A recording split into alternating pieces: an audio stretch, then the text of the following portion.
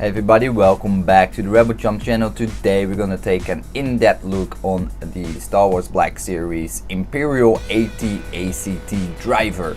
Now last week we did the Hoover tank figure review, which is basically nearly identical to this figure but lacking quite some paint. I actually prefer this figure over the other figure that I reviewed last week, but let's take a look at the box, shall we? So we got the Imperial AT ATC driver information on the front with his mugshot here. Then we have a Toy Story sticker, where actually Toys R Us sticker, not Toy Story. And we got the bio, so if you want to read the bio, just pause the video and take a look. There's nothing much to it. A sticker in particular for Hong Kong, so you won't probably find that on your version of the box. And then we have the side of the box, Imperial ACT driver, bottom, nothing too fancy, and the top. And of course here we have, there's no number. Okay, anyway, either way, we're gonna take this one out of its plastic prison and we're gonna take a look at the figure itself. First things first, I have to say I like this figure a lot better than the Hoover tank figure. That is a exclusive figure. This one has so much more details and so much more fun to look at. We start with his blaster. Here we go. I am terribly sorry for calling this a DL44 blaster last week. I got some comments from you guys and I'm really happy you corrected me, because this should be an E11 blaster and not a DL44 blaster, because that's Han Solo's blaster and this is an actual rifle. So I'm so silly and I'm so sorry guys, I made that mistake. But it has some nice detail on the ejection port, where normally the bullets of the actual real World War II version of this rifle would eject, is painted silver. So we have the bolt carrier here, and that's pretty cool. That didn't come on the Hoover tank driver. That wasn't just an all black rifle. In this case it's the same exact mold though, but it has some nice detail there. And then we go to the figure itself, and the figure itself is really nice. Actually, I really like it. What paint can do is amazing. It still has the weird smudges, so this is weathered, and it just has these, yeah, I don't know, it looks more like it actually is dirt, like you have been, let's say you put this this guy on your attic and you find it after 20 years all sticky and dirty. That is how I feel this figure looks like. It's in terms of its weathering. Not my type of weathering I prefer. I much rather see the weathering that is used on the Bandai Figure Art Star Wars figures over the ones that Hasbro uses. But nonetheless, a pretty cool figure. A lot of articulation as well, but let's take a look at this head sculpt first. A lot of details.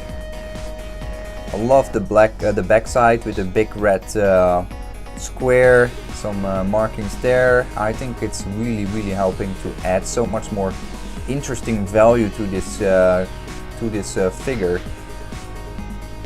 And then of course we have the spaldrons, or is this a spaldron? Or should we just say shoulder armor is painted as well. And then we have the insignia and whatnot, and then some stuff here. Torso is painted as well. His pants,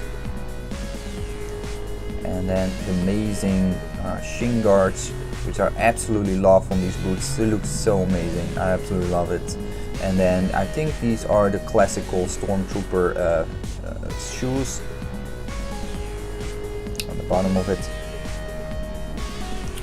So it says it has a number there, and this is Hasbro SALFL China. So that's cool.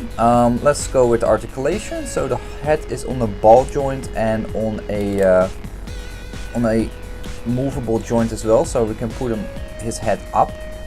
So, and you can do like that's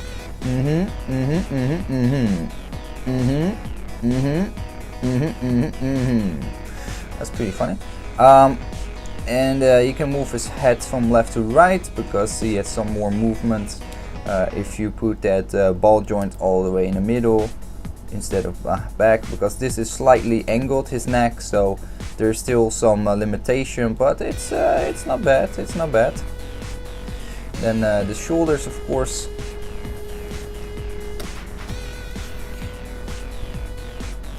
And then we have the shoulders. Of course, they are a little bit limited in articulation because of the shoulder pads. They can only go this high, and I think if you do too often, the paint will actually wear off from the shoulder section. You can rotate it. It's on the ball joint, so you have quite a bit of motion. That's pretty good. And then we have an elbow articulation, also a ball joint, double jointed. Did I say that correct? No, it's not double jointed. But yeah, we have quite a bit of range of motion. His hand also has quite a bit of range of motion. You can swivel, you can rotate. His fingers are pre-molded, so this finger is pre-molded, or this hand is pre-molded to hold the rifle trigger guard, and this hand is supposed to hold the rifle at its buttstock, not buttstock, at its at the barrel. So basically, and this hand's supposed to hold the barrel guard, and then you can pose him. So a little bit limited, So so you can put the pistol in both hands, but because this has a trigger finger pre-molded, it looks better if you put the pistol grip in this hand. And then we have the torso. It's on a rocker, so we can move from left to right. You can rock the party. Not too far, not too shabby too. It's actually quite good for this figure. So we can make a nice gesture here. You can look at his feet or whatnot. So it's actually quite nice. And he cannot really rotate. Oh, he can rotate. I hope I'm not gonna break him. But we can manage to get it rotated all the way, and that didn't feel really good to me. That feel like it's almost breaking the figure. Then we have his feet. We have a lot of articulation here, a little bit hampered by the soft rubber utility belt, but nonetheless pretty good as well. You can see it's a little bit shabby. It's two pieces glued together. So the mold it is not a singular piece, so there's some ugly debris on the bottom. If that bothers you, you just use a very fine knife, a hobby knife for let's say kids models, and then scrape that off. Yeah, you know the articulation in this department from these figures, the basic stuff. The funny thing is you see these awesome wrinkles in his pants, and it stops here at this seam, and then there's nothing going there. That is obvious to see. Doesn't really bother me, but yeah, you can definitely see like he's wearing a shorts or something, like two different types of pants. It's also, this one has a shiny wash and this one is more matte color, so yeah, you can see it. And then his awesome shins, which I absolutely love. I love these boots. You see his knee there, so it has two joints, so that's pretty cool. Can put this straight and this band, or I can put this straight and this band. So his knee is straight and then put this band, and that's really nice. There's no swivel there. He has a swivel in his feet from left to right, and he can move it a little bit forward and backwards. He's like wearing Crocs. It's kind of funny, but yeah, you can make some gruesome movements, like he broke his legs and he fell down of some sort of like, you can put him in gruesome moves, like he fell down and broke his legs or something, like something horrible happened to him or her. And no, this isn't him, of course. His armor is a male armor, and there's no boobs there.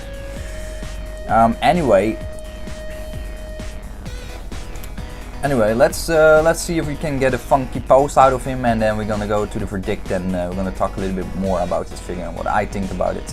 So let's go. Okay, I think that's enough internet for today, but we can give him these funky, weird poses. So we have quite a bit of leverage here. The fact that his head can go straight down quite a bit, so you can make some really cool poses out of him. If you don't want to have him pose like he's letting go of a big turd or fart, you can put him like this and he's looking depressed at his E11 rifle because he is traumatized by all these battles and whatnot. Either way, really cool figure, quite a bit of posability, definitely the better driver figure from this line for the Rogue One movie series of the Black Series. So we're gonna go to the verdict and talk a little bit more about this figure and wrap it up. And welcome back. So I hope you like the review. Just a quick verdict on what I think about this guy. I think it's a cool figure. Is it worth $20? Because that's what I pay for it here in Hong Kong. Probably not. It's okay. There's not much in this price range. That's the problem.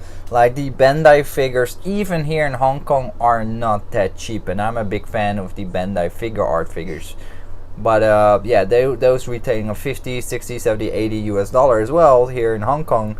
So so this is like a budget range, and it's inevitable. Because you cannot keep buying 50, 60, 70, 80, 100 US dollar figures. Well, you can buy 5 or 10 of these figures for one of those Bandai figures. And that is just a hard reality. They're definitely not in the same league, but they're not that bad. This figure is definitely better than the exclusive figure that I reviewed last week. That was just total nonsense, because that's basically this figure without all the paint decals. It's just very plain. It was like a few bucks less than this figure. This was around $20. The other one was around $15. And I think this one is worth it. As you could see, the paint apps are quite nice. The weathering is a little bit weird in my opinion. I'm not sure what's up with the weathering, but I could definitely swear it's like smudges. Somebody's in that factory using dirty hands, like, I don't know, soiled in grease or something, and then just smudging the figures. It actually looks dirty to me. It's not like it looks like weathering. It looks just actually dirty.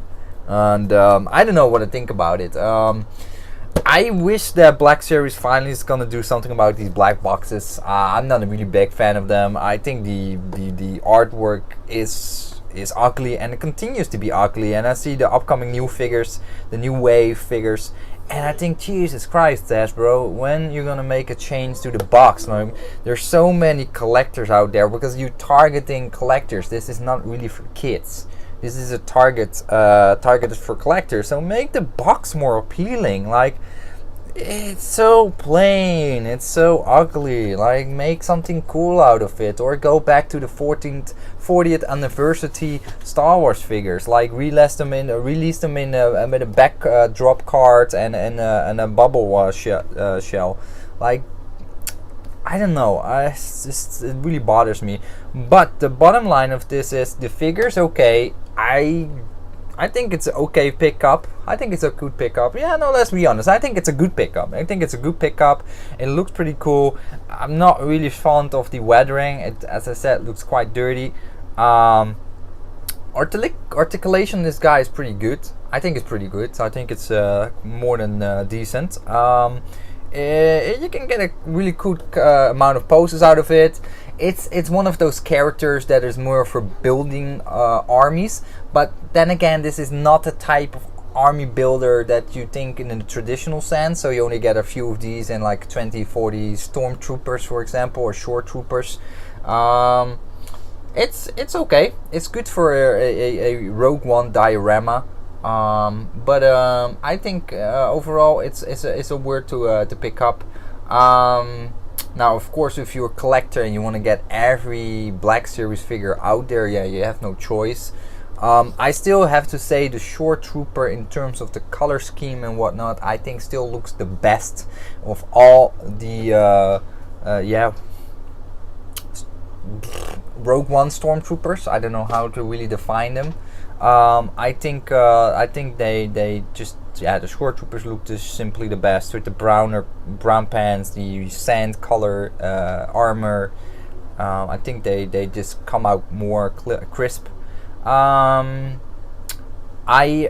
do hope that with the upcoming Star Wars movies, etc., when we get more Black Series figures, the figures, I know they want to include some building army building figures, so you can buy some figures to actually build an army, but I don't hope they're gonna go in that line where you have 10 or 20 different versions of a stormtrooper and then 1 or 2 bad guys and good guys. I think that is overkill. I think there's a little bit too much of the Imperial stormtroopers or troopers, whatever, soldiers.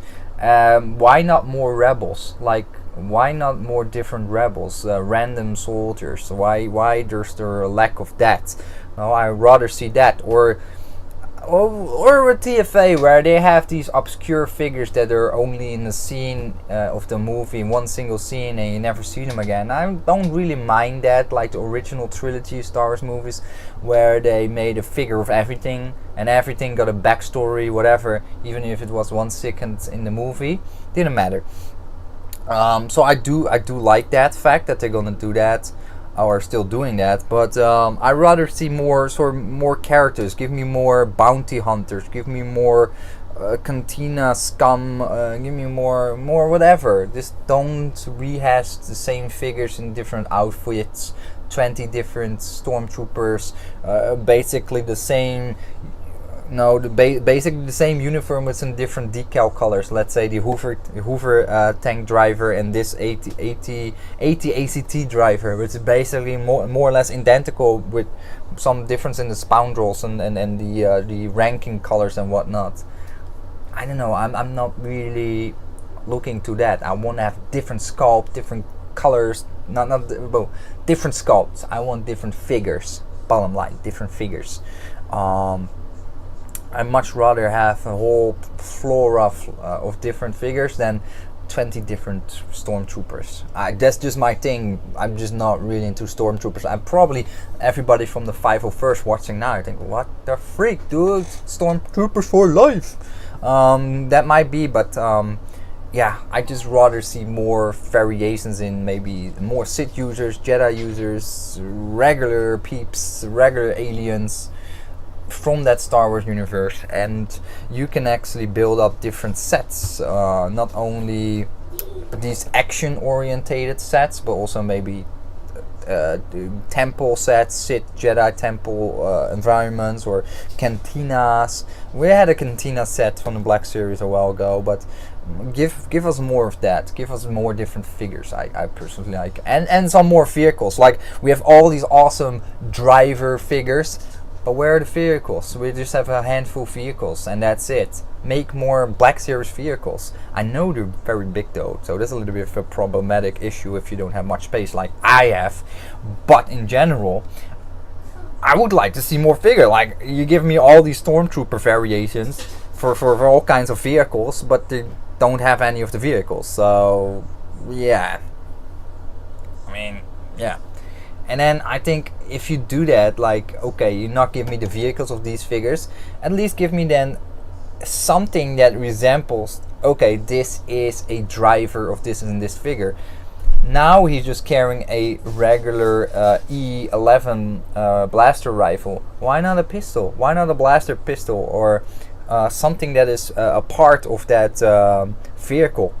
Like a binocular or a walkie-talkie type of device, a communicator, something that shows this guy is a certain vehicle driver, and that is his accessories about. He's not an infantry guy. He's not an infantry guy. He is a designated driver, and that is something I would like to see back in these figures, because if I put them on the show with a rifle or with a rifle, basically, it just looks like a regular infantry trooper, and I don't know. That's my thing.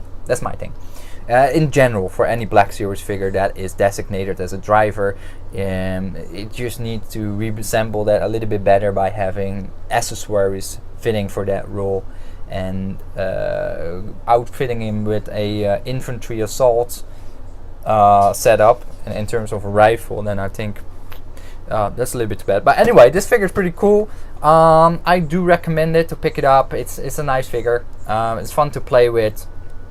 I still prefer the Shore Trooper, but if you're a completist, of course you need to get it, right? I hope you liked the video. Next week another Black Series figure, and as always, stay scummy! Please subscribe for more weekly videos, follow us on Twitter, Facebook and Instagram, sponsor the channel at our Patreon page. Stay scummy!